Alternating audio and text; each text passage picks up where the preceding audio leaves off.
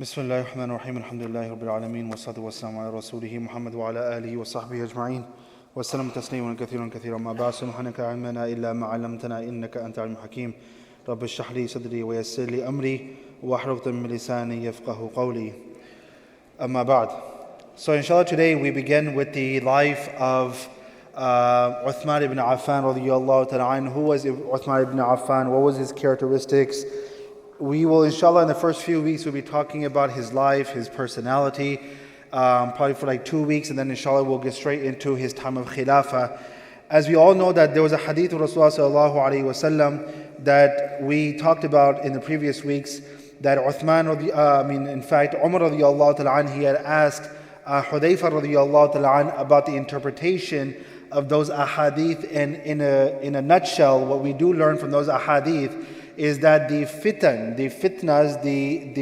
that will be the primary cause of the decline of the ummah of Rasulullah sallallahu alaihi wasallam will not begin in the time of Abu Bakr, will not begin in the time of Umar, but they will begin in the time of Uthman radiyallahu ta'ala anhu. And that's why when you say the khilafah of Uthman, it began over there, it went into the time of Ali radiyallahu ta'ala anhu, and then the history simply goes on. That doesn't mean that Abu Bakr radiyallahu ta'ala anhu or Umar radiyallahu ta'ala anhu did not face any challenges, but when we talk about the major fitnas, they began to occur during the time of Uthman ibn Affan radiyallahu ta'ala anhu.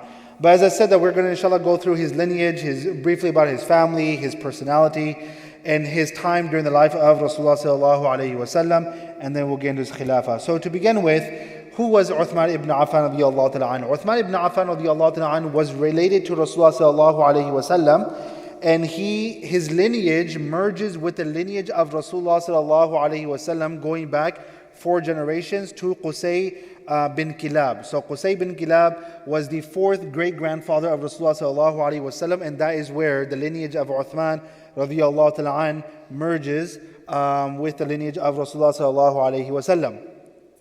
The grandmother of Uthman ibn Affan, her name was Hakim, and she was the full sister, meaning that she was, in fact, some books of history mention that she was the twin that was born with Abdullah, the father of Rasulullah sallallahu alaihi wasallam.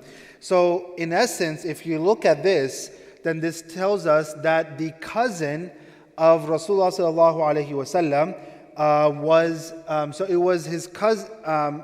In fact, it was a cousin who got married to Affan, and then they had Uthman radiyallahu ta'ala anh. So hence, Uthman radiyallahu ta'ala anh is somewhat a nephew to Rasulullah sallallahu alaihi wasallam. In terms of the family of Uthman radiyallahu ta'ala anh, his mother, she became a Muslim, and she died during his own khilafah, during the khilafah of Uthman radiyallahu ta'ala anh, and he himself carried his own mother to her grave and buried her with his own hands. Uthman radiyallahu ta'ala anhu's father passed away during the times of Jahiliyyah. Uthman radiyallahu ta'ala anhu, as we all know, that he had a laqab or a nickname known as the Nurayn. The reason he was given this, now this is not a laqab or a nickname that was given to him by Rasulullah sallallahu alaihi wasallam. This was a laqab or a nickname that was adopted by the Sahaba radiyallahu ta'ala anhum and the Tabi'een after the Sahaba radiyallahu ta'ala anhum. Why? Because many tabi'een, they say that no one had the privilege and the honor to marry 2 daughters of Rasulullah sallallahu alaihi wasallam. As we all know, or many of us know, that the 2 women that he married from the daughters of Rasulullah sallallahu alaihi wasallam who were they? Anyone knows? Ruqayya was the first one, and the second one was Kulthum. If you remember, Zainab, she was married to a non-Muslim. And their separation briefly their marriage had to be, both of them, husband and wife, had to be separated briefly because he never accepted Islam. If you remember, this man, the husband of Zainab radiyallahu ta'ala anha, he was captured and he gave something in ransom. And what he gave in ransom came from Zainab radiyallahu ta'ala anha, which was a necklace that was given to her at the time of her marriage by Khadija radiyallahu ta'ala anha. And Zainab radiyallahu ta'ala anha, she died. How? We talked about this. On her way out of Mecca, she was expecting a child. She was pregnant. She was attacked. She suffered a miscarriage, and because of that wound, she eventually passed away. And Fatima, as we know, she married Ali radiyallahu ta'ala anhu. So that leaves us with only 2 women. That is Ruqayya and Kulthum. Ruqayya and Kulthum both were married to the sons of Abu Lahab. As soon as Rasulullah sallallahu alaihi wasallam began to convey his message, Abu Lahab went to his two sons and told them to divorce the daughters of Rasulullah sallallahu alaihi wasallam. They both were divorced before the marriage was consummated.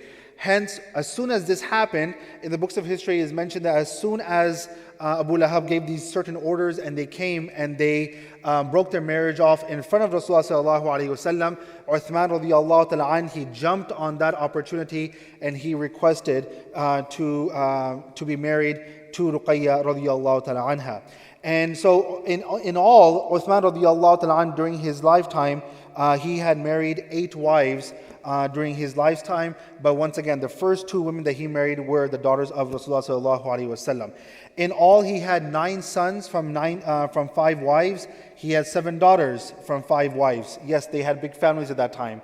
Not like we have today, 2, 3, that's it. And some people, they looked 1, alhamdulillah, I'm fine. So that's not how it was during the time or long ago. In addition, as we know that not all the women were the very first time getting married. So once there were some wives of Uthman radiallahu ta'ala anh that they were marrying him because they were widows. And so he had 7 daughters. He had 7 daughters from 5 wives. We talked about that. He had 1 full sister, and he has 3 stepbrothers and 3 stepsisters altogether. So we know that he has such a big family, and this played to the advantage of Uthman radiallahu ta'ala anh, as we will talk about further inshallah. As in terms of his birth, he was born 6 years after the year of the elephants. That was the year when the Prophet ﷺ was born. So we're talking about 6 years after the Prophet ﷺ was born. According to many historians, he was born in At-Ta'if. Now, during the times of Jahiliyyah, Uthman radiallahu ta'ala anh, like many other Sahaba radiallahu ta'ala anhum, he was a man who had a high status. He was extremely wealthy, extremely modest. This is something that we will learn in the life of Uthman radiallahu ta'ala anh, that he was a beacon of modesty. There was an immense amount of haya that existed within his personality. He never portrayed he never prostrated, he never made sujood, he never worshipped any idol during his time of Jahiliyyah. He never drank alcohol. The Arabs would drink, they were heavy drinkers. He, on the other hand, even before Islam, he was a man who refrained from alcohol. Why? Because he has a very famous saying. He says that alcohol destroys reason, and reason is the most sublime thing that has been given by Allah subhanahu wa ta'ala to man. Hence, man should use reason to elevate himself and not to destroy himself. So he would say this, and that's why he stayed away from drinking. Prior to Islam, of course, after Islam, he never drank. Similarly, before Islam, during the times of Jahiliyyah, he never engaged in any type of entertainment or singing songs or attending any gatherings where there was music taking place. And not only that, but after he would say these kind of things, then he would say that I have never committed any immoral deeds. And the reason he would say this, and there's something that's very interesting for all of us to know, that he would say this after he talked about songs and entertainment, because generally the things or the sins that leads a person to immorality are music and entertainment. When a person becomes so engaged with entertainment, they eventually forget about Allah subhanahu wa ta'ala, and this eventually their neglect leads them to immorality. He never committed zina during his lifetime. In terms of his knowledge, he was well versed in lineage, proverbs, the history of important events that took place in Arabia within the history of the Arabs. He was extremely knowledgeable about those events. He traveled to Syria and Abyssinia during his time, and he was not a man who had isolated himself. Rather, he was a man who would connect with other people. Wherever he would go, whatever country he would travel or visit to, he would learn their language, he would try to learn their culture, and he connected with the people outside or beyond Arabia. He took care of his business of his father. He inherited his father's business, and he made a great wealth out of that. He profited greatly from that. In the times or in the Jahil society, it's said that because Uthman radiallahu ta'ala belonged to such a big family, he was a very well respected man. Uthman radiallahu ta'ala, he converted to Islam at the age of 34 years old, and this was due to the da'wah of Abu Bakr radiallahu ta'ala an. So it says that first you had Abu Bakr radiallahu ta'ala an who accepted Islam amongst the men. Then second was Ali radiallahu ta'ala an. Third was Zayd ibn Haritha radiallahu ta'ala an. And then fourth was Uthman ibn Affan radiallahu ta'ala an. Uthman ibn Affan, it says that when he came to Rasulullah sallallahu alayhi wasallam to accept Islam, once again, it was the Prophet sallallahu alayhi wasallam who gave them Islam, but he had the Sahaba to bring these people to Rasulullah sallallahu alayhi wasallam. So it was not as if Abu Bakr would go and give them Islam and then disconnected or never connected them to Rasulullah sallallahu alayhi wasallam. The Sahaba would go, give da'wah and bring them to Rasulullah sallallahu alayhi wasallam. It says that when he came to Rasulullah sallallahu alayhi wasallam, he came with Talha bin Ubaidullah radiyallahu ta'ala an. And as soon as he came in, Rasulullah sallallahu alayhi wasallam recited some ayat of the Quran, and then he explained to them that what does it mean to be a Muslim? What are your responsibilities? And then subhanAllah, he conveys the story to Rasulullah sallallahu alayhi wasallam. He says that just recently I came back from Syria, and I was at a place called Ma'an and Az-Zarqa. These were two places where they would generally stop. He says that I was there and I was about to sleep at night, then at that time there was an announcer who made the announcement that there is a man who has appeared in Mecca claiming to be a prophet whose name is Ahmad. So he says that when he came to Rasulullah sallallahu alaihi wasallam, he says that when I came back to Mecca, that's when I found out about you. And then he says, that's why I knew that this cannot be fabricated, this cannot be false. I therefore came to you to accept Islam. Now, during his lifetime, he was amongst the first batch of people who migrated for the sake of Islam. As we all know that when Ammar bin Yasir and his wife Sumayya, they both were martyred by the Quraysh. At that time, Rasulullah sallallahu alaihi wasallam, he realized that he had to do something with the Muslims. He had to send them somewhere for their peace and their security.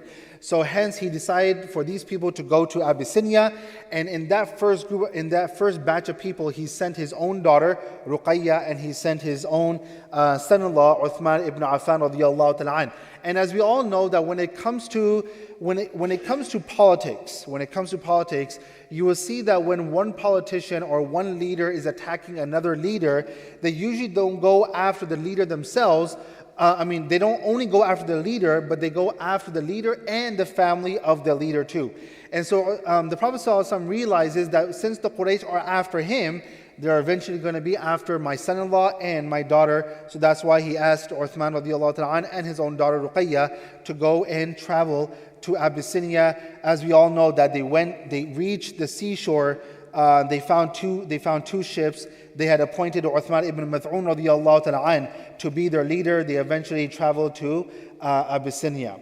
Uthman radiallahu ta'ala an, in terms of his attachment to the Quran, was phenomenal. I want to share with you some sayings of Uthman radiallahu ta'ala an. I don't want to go through all the ahadith, but I just want to share with you some sayings of Uthman radiallahu ta'ala an regarding the Quran.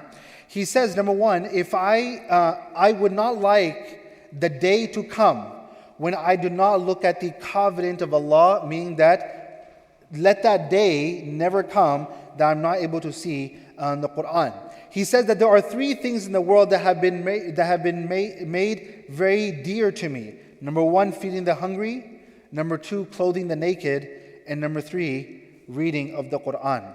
He says that there are four things which are outwardly virtuous, but in reality are obligations. He says mixing with righteous people is a virtue, but following their example is a duty. Reciting the Quran is a virtue, but acting upon it is a duty. He says visiting the graves is a virtue, but preparing for death is a duty. And finally he says visiting the sick person is a virtue, and asking him to make a will is a duty. Then he says that there are 10 things that are the greatest waste of time, and he mentions all of them. And I'm just going to mention the one that is relevant to our subject here. He says a mushaf that is not read from.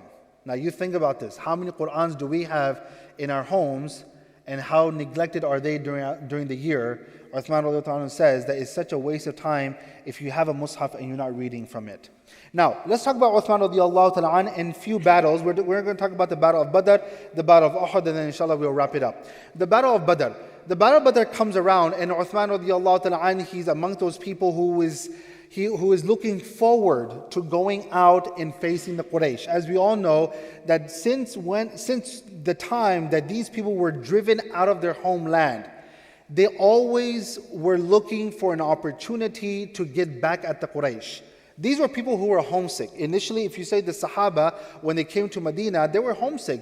Abu Bakr came to Rasulullah sallallahu alaihi wasallam complaining that he was homesick. Bilal came to Rasulullah sallallahu alaihi wasallam that, Ya Rasulullah, I want to go back to Mecca. I'm homesick. They were missing Mecca. But later on, Rasulullah sallallahu alaihi wasallam, he made dua for them, and Allah subhanahu wa ta'ala put barakah in Medina, and He put the love of Medina into the hearts of the Sahaba radiyallahu ta'ala anhum. But nonetheless, the Sahaba were looking for an opportunity to take back every single thing which belonged to them. When you and I are even thinking about moving, we take everything that belongs to us. When it came to the Sahaba radiyallahu ta'ala anhum, whatever they could gather, they took with them that, and they had to leave everything behind in Mecca. Their homes, they had to leave it in Mecca. They were taken over by the Quraysh. So these people were looking at an opportunity for redemption. And so what happened was that as soon as this opportunity came, people and other people like Uthman radiyallahu ta'ala anh, they went out for that opportunity. But as soon as the Prophet ﷺ, he finds out about this, one of the very first things that he did in the process of preparing for the battle of Badr is that he told Uthman radiyallahu ta'ala anh, that you are not allowed to go in the battle of Badr. Why? Because my daughter Ruqayya is sick, and you need to stay back and take care of her. And there's a very important lesson in this for all of us, is that when it comes to da'wah, when it comes to any kind of work that is beyond the scope of our house, whatever we want to do beyond the house, even when it comes to even helping out the masjid, volunteering at the masjid, we cannot do it at the expense of our family. There are a lot of people who help out in the masjid. There are a lot of people who are heavily engaged with da'wah outside the house, but their own family members are neglected. And this is something that we see that the Prophet ﷺ, he taught against that. He taught that the family should not be neglected. Even at the time of an illustrious battle like the Battle of Badr, he told Uthman that you are going to stay home and take care of my daughter.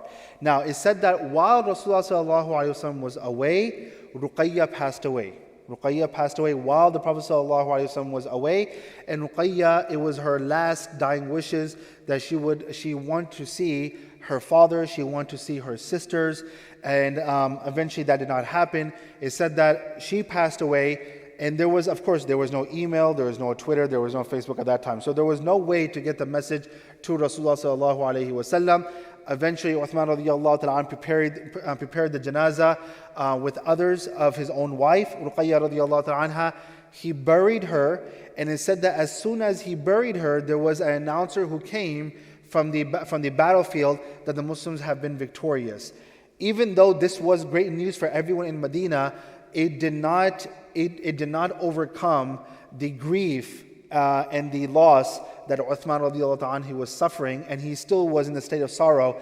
When the Prophet ﷺ, he came back, the very first thing that he did was he went to the masjid. After he finished from the masjid, the very first thing that he did was he went to go visit his daughter, and that is when he was informed that while you were away, your daughter passed away. And so the Prophet ﷺ himself went to the grave of Ruqayya radiyallahu ta'ala anha, and he prayed for her, and he the Prophet ﷺ was emotional about this. Now, there are a lot of sects some people consider them within Islam or not. That's not the subject over here. But there are a lot of people who have been very critical about Uthman radiyallahu ta'ala. As we know that there are some sects or some groups or denominations that do exist within Islam that criticize the Sahaba radiyallahu ta'ala anhum, and there are some groups who criticize Uthman radiyallahu ta'ala and say that Uthman radiyallahu ta'ala was not from the prestigious Sahaba because he never participated in the Battle of Badr. As we all know, it is something that is a proven fact that he was not held back from the Battle of Badr for any other reason but to take care of his wife, who was a daughter of Rasulullah sallallahu alaihi wasallam. The next thing is the Battle of Uhud. Now, the Battle of Uhud is, of course, a long story, but I'm just going to get to the part that is related to Uthman radiyallahu ta'ala an. When the news began to spread that Rasulullah sallallahu alaihi wasallam was killed, na'udhu billah, it said that the Sahaba radiyallahu ta'ala anhum, a major portion of them went into the state of panic. They basically hit the panic button. And it said that the Sahaba radiallahu anhum, they were running around the battlefield. There was a lot of chaos. As we all know that there was also a hill there, or a mountain, where the Prophet ﷺ had posted 50 archers. Some of them left their post and their position to go and grab the spoils of war, while some of them remained over there. It said that at that time, Khalid bin Walid was with the Quraysh. When he saw this opportunity, he came back with his full force, along with some others such as Ikramah ibn Abi Jahl, who was not a Muslim at that time, and they came and they attacked the Muslims. They said that there were some Muslims at that time who did not flee far from Uhud, but they fled at a small distance, and there was a mountain, as we all know, or if you ever went to the Battle of Uhud. One thing that if you go to the Battle of Uhud, the site of Battle of Uhud, what we do learn is that the mountain of Uhud was the back of Rasulullah sallallahu alaihi wasallam, meaning that the Prophet wanted to just face the front and fight what's in front of him. That's why he kept the mountain of Uhud behind him. So when the Muslims were trapped, some of them went inside the mountain and they fled inside the mountain. Now, one of them happened to be Uthman radiallahu ta'ala. And also, he had no idea what to do. So he was amongst those people who fled into the mountain. But later on, they eventually came out and they fought on behalf of Rasulullah sallallahu alaihi wasallam when they found out that Rasulullah sallallahu alaihi wasallam is still alive. Now, some people, once again, the people who attacked the Sahaba radiallahu ta'ala anhum, they say that, look, Uthman went to the Battle of Uhud, but then he fled. And as we all know, that there are ahadith that state that the punishment for those people who flee the battlefield. However, there's an ayah of the Quran where Allah subhanahu wa ta'ala himself says that those people who fled briefly, Allah subhanahu wa ta'ala has forgiven them. Allah says, إِنَّ الَّذِينَ تَوَلَّوْا مِنْكُمْ يَوْمَ الْتَقَى الْجَمْعَانِ. Those of you who turned back on the day of the two hosts, meaning the battle of Uhud, يوم التقى الجمعان إنما استزلهم الشيطان ببعض ما كسبوا. It was shaitan who caused them to backslide, meaning to turn away from the battlefield because of some sins that they had committed. Then Allah subhanahu wa ta'ala says, وَلَقَدْ عَفَى اللَّهُ عَنْهُمْ. Allah did not say, لَقَدْ غَفَرَ اللَّهُ لَهُمْ. Allah forgave them. This means, وَلَقَدْ عَفَى اللَّهُ عَنْهُمْ means, Afa means Allah subhanahu wa ta'ala, He forgave it and it does not even exist in their record. If Allah subhanahu wa ta'ala forgave them in such a way, then who is anyone or how can anyone object to Uthman radiallahu ta'ala or any other Sahaba? There were a lot of other Sahaba who fled into the mountain. These people, the other Sahaba are not the ones who are attacked, but it's people like Uthman radiallahu ta'ala who's always attacked or who was attacked by some other groups and by some other people. Once again, Allah subhanahu wa ta'ala, He forgave these people. And finally, there is a campaign called the campaign of Ghatfan. We'll stop right here because the next campaign that took place in Islamic history was the campaign of Hudaybiyah, and Uthman radiallahu ta'ala played a major role in that campaign. So that's a long one, so we'll cover that next week. But in the campaign of Ghatfan, it said that the Prophet ﷺ went out of town in anticipating an army to come towards Rasulullah ﷺ. However, when the army or the opponent found out that Rasulullah ﷺ is coming with his army, they fled. But during this time, while he was away, the Prophet ﷺ, he assigned Uthman radiallahu ta'ala to be the leader of Medina. And the Prophet ﷺ was gone for a total amount of 11 days. So in those days, he assigned Uthman radiallahu ta'ala to look after the affairs of Medina. And he was in charge of Medina during those 11 days. So we'll go and stop right here. There's a lot of other things that inshallah we'll be covering about Uthman radiallahu ta'ala. But once again, the most important thing is, why do we say the lives of the Sahaba radiallahu ta'ala to understand and to learn their commitment to religion and how we can increase our commitment to our religion. Inshallah, I pray to Allah subhanahu wa ta'ala that He gives us the ability to act upon what has been said and heard. Jazakumullah khair. Subhanallah bihamdi. Subhanaka Allahumma bihamdik. Nashhadu an la ilaha illa anta. Nastaghfiruka wa natubu ilayk. Jazakumullah khair. Assalamu alaikum wa rahmatullahi wa barakatuh.